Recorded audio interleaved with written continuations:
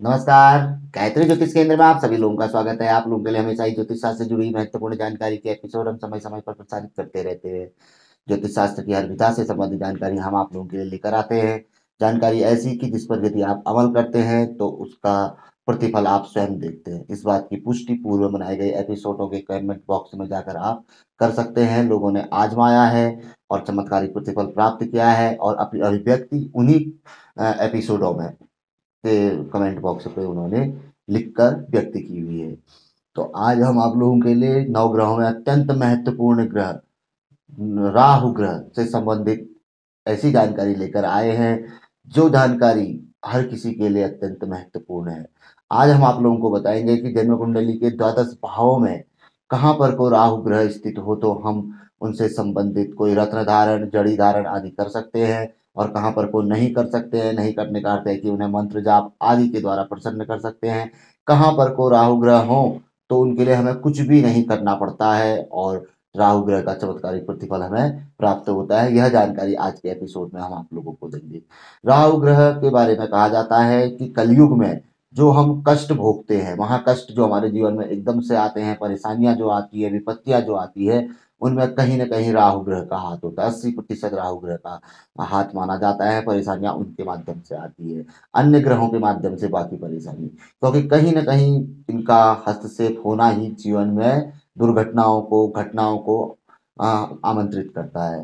तो हमेशा प्रयास करना चाहिए कि राहु ग्रह हमारे अनुकूल रहे और जन्म कुंडली में उनकी स्थिति कहाँ पर को है, कैसी है और क्या फल देने वाली है। शुभ फल देने वाली है, अशुभ फल देने वाली है, सामान्य फल देने वाली है, या खराब समय खराब भाव में जाने पर ही अशुभ फल देने वाली है या शुभ फल देने वाली है, कैसी रहेगी, यह तो कोई अच्छी ज्योतिषी के परामर्श से ही आप जान सकते हैं। फिलहाल हम यहाँ पर को आपको यह बताएंगे कि द्वादश भाव में कौन कौन से भावों के लिए क्या बताया गया है। तो राहु ग्रह के लिए कहा गया है कि जन्म कुंडली में तिष्ठे एकादशे राहु, और भी है यहाँ पर कोई इस श्लोक में, तो 3, 6, 11 में भाव में यदि राहु हो, तीसरा भाव, छठा भाव, 11वां भाव, इन भावों में यदि राहु हो तो सर्वारिष्ट निवारणार्थ, यानी हर प्रकार के कष्टों का निवारण करने वाले होते हैं। तो यहाँ पर को राहु हो, साथ में केतु भी है आप माना गया है और शनि को भी माना गया है, मंगल और सूर्य को भी माना गया है, किंतु राहु को विशेष कि यहाँ पर को अगर राहु ग्रह हो तो व्यक्ति को शुभ फल प्रदान करते हैं, सर्वारिष्ट निवारणार्थ, हर प्रकार के कष्टों से व्यक्ति को बचाते हैं और कई कष्टों में कटौती करते हैं। जो व्यक्ति को प्रारब्ध से भी जुड़ी होती है तो वो कुछ कम उस अंश में व्यक्ति को प्राप्त होती है। तो यहाँ पर को 3, 6, 11 भाव में राहु का होना अत्यंत ही शुभ माना जाता है। इसके अतिरिक्त सामान्य फलदायी, जहाँ पर को हम चाहे तो राहु ग्रह से बहुत अच्छा फल प्राप्त कर सकते हैं और वहां पर को यदि शुभ दृष्टिगत राहु हो जाए या शुक्र के साथ अभोत्तम योग, शनि के साथ नंदी योग, बुध के साथ जड़त्व योग आदि अगर अच्छे इसमें बना रहे हो तो अच्छे फलदायी भी माने जाते हैं। वह स्थान है पहला, जहां पर को हम अक्सर आप लोगों से कहते हैं पहला, पांचवा, नौवा यानी भाग्य भाव और 10वां। जिन स्थानों पर अगर राहु बैठे हों तो आंख मूंद कर गोमेद रत्न धारण कर लेना चाहिए। हम इन्हीं भावों के बारे में कहते हैं पहला, पांचवा, नौवा, 10वां। तो यहाँ पर कोई सामान्य फलदायी होते हैं, यहाँ पर कोई फल देने वाले होते हैं, लेकिन एक सीमा तक। जब व्यक्ति इनकी ओर देखता नहीं है, जागता नहीं है, तो तब वहां पर कोई यह कष्टदायी बनते हैं। और यदि व्यक्ति इनको देख ले समय रहते, जाग जाए और उनसे संबंधित उपाय रत्न धारण आदि करे तो ये यहाँ पर को व्यक्ति को बहुत आगे तक ले जाने वाले होते हैं। इसी तरीके के बन जाते हैं जैसे 3, 6 और 11 भाव में राहु रहते हैं।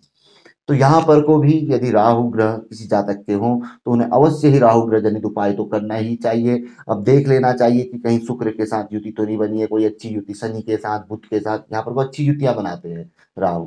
तो ये चीज देख लेनी चाहिए, बनी है तो उस योग का क्या फल है, कहाँ पर को कब फल प्राप्त होगा, ये चीजें जन्म पत्रिका देख के ही पता चलती है। तो यहाँ पर को जब राहु ग्रह हो तो यहाँ पर को सामान्य फलदायी।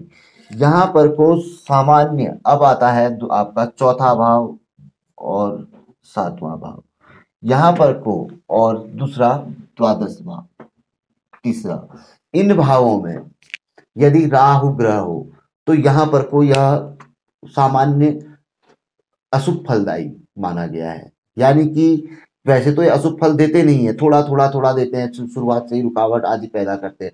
लेकिन जैसे जैसे उम्र बढ़ते जाती है तो यहाँ पर कोई ये बहुत बड़े रुकावटकारी और परेशान करने वाले होते हैं। चतुर्थ भाव सुख का होता है, सप्तम भाव दाम्पत्य जीवन का होता है, द्वादश भाव जीवन में मुसीबतों का होता है। जैसे जैसे उम्र बढ़ती है, मुसीबतें, कोर्ट कचहरी, इधर उधर कई भारी चीजों में लिप्त हो जाना या दाम्पत्य जीवन का खराब हो जाना, सुख पूर्वक घर, पैतृक संपत्ति आदि का भी चतुर्थ भाव रहता है।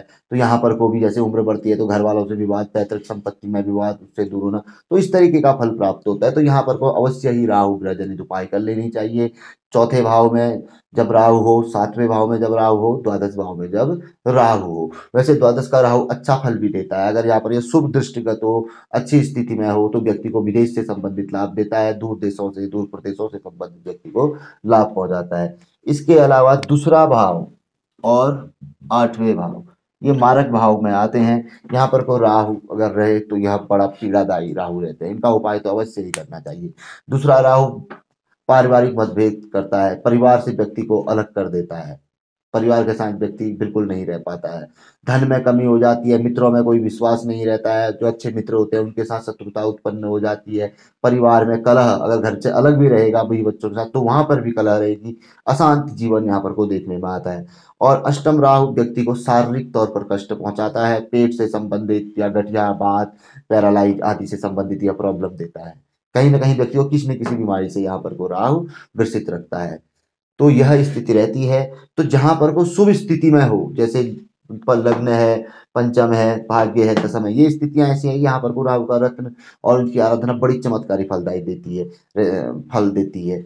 तो और इसके अलावा ये ऐसे ही यहाँ पर को अगर चतुर्थ भाव में राहु हो, सप्तम में हो और द्वादश में हो तो अवश्य ही राहु ग्रह जनित उपाय कर लेना चाहिए। देख लेना चाहिए, राय मशवरा कर लेना चाहिए किसी अच्छे ज्योतिषी से कि क्या हम इन परिस्थितियों में, अब यहाँ पर को राहु होगा तो अवश्य ही यहाँ पर को दशम भाव में केतु होगा, तो जब तक केतु का रत्न पहन लेगा तो कहीं ना कहीं राहु का फल अवश्य ही उसको प्राप्त, सुख फल प्राप्त होगा, राहु के रत्न की जरूरत नहीं पड़ेगी।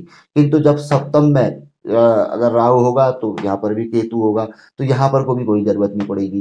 द्वादश में जब राहु होगा तो छठे स्थान पर केतु होगा, केतु की स्थिति भी ठीक होगी यहाँ पर को, किंतु यहाँ पर को राहु का रत्न पहना जा सकता है। इन परिस्थितियों में भी अगर केतु का रत्न कभी बशर्ते ऐसा होता है, व्यक्ति कम कैरेट रत्ती का पहनता है, फल नहीं दे रहा होता है, तब उसके मन में ऐसा विचार उत्पन्न होते हैं क्यों ना हम राहु का रत्न पहन लिया जाए। तो जहाँ चतुर्थ भाव में राहु हो तो ट्राई आदमी कर सकता है, लाभ देगा, नुकसान नहीं पहुंचाएगा। इतना हम भी गणित से इतना अनुमान, हमने पिछले 20-22 सालों से ये ज्योतिष का कार्य कर रहे हैं तो इतना हम भी लगाते हैं अनुमान कि नुकसान नहीं देगा। किंतु यहाँ पर को केतु का रत्न ही धारण करने की राय दी जाएगी क्योंकि दशम भाव में केतु होगा। तो इसके अतिरिक्त अन्य स्थानों में पहनने की कोई जरूरत नहीं है। तीसरे भाव में है, 11वें भाव में है, छठे स्थान पर है, 12वें स्थान में भी देखा जा सकता है। जब व्यक्ति कहीं बाहरी चीजों से लिप्त हो रहा है, कहीं किसी संकट या किसी चक्रव्यूह जैसे कोर्ट कचहरी आदि के चक्रव्यूह में फंस गया है या कहीं बाहर किसी ऐसे मामले में लिप्त हो गया है कि निकल नहीं पा रहा है, तो उस परिस्थिति में राहु का रत्न मतलब रहता है यहाँ पर को अत्यंत ही चमत्कारी फलदायी रहता है। तो बाकी और भी परिस्थितियां रहती हैं तो ये तो जन्म पत्रिका में देख के अच्छा ज्योतिषी सीधे ही बता देगा कि भाई आप इसका रत्न पहनिए, इतने रत्न इतने कैरेट का पहनिए। ये एक बहुत सामान्य जानकारी थी, बहुत से लोग हमसे कह रहे थे कि इस तरीके का एपिसोड आप अब बनाइएगा जिससे कि हम लोगों की समझ में आ जाएगी कहाँ पर को कौन से स्थिति में राहु का रत्न पहनना चाहिए या नहीं पहनना चाहिए, क्या आराधना आदि उपाय आदि करने चाहिए। उपाय हम आप लोगों के लिए बहुत अच्छे अच्छे और ढेर सारे उपाय लेके आए हुए हैं। तो आगे को भी इस एपिसोड के बाद भी हम राहु ग्रह जनित बहुत अच्छे जानकारी हमने एकत्रित की है, उस जानकारी का एपिसोड भी हम आप लोगों के लिए लेकर आएंगे। उपाय रहेंगे जो राहु ग्रह जनित, तो अवश्य ही उसे देखिएगा। और ये जानकारी भी यदि आपको पसंद आई तो जरूर आगे बढ़ाकर आप इसे शेयर कर सकते हैं। नए लोगों से आग्रह रहता है गायत्री ज्योतिष केंद्र के साथ जुड़े, चैनल को सब्सक्राइब करें, बेल आइकन अवश्य ही दबाएं।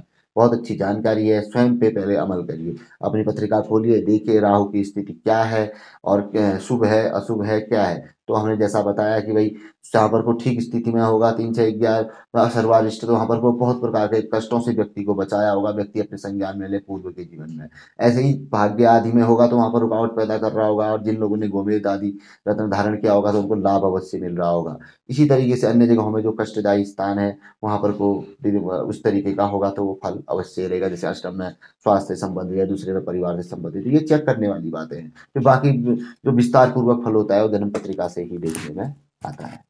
तो जानकारी कैसी थी हमें जरूर बताइएगा, और पसंद आए तो आगे बढ़ाकर शेयर अवश्य ही करिएगा। तो मिलेंगे ऐसी किसी बहुत अच्छी जानकारी के एपिसोड के साथ अगले वीडियो में। तब तक के लिए नमस्कार। जय श्री राम, जय श्री कृष्णा, ओम नमः शिवाय।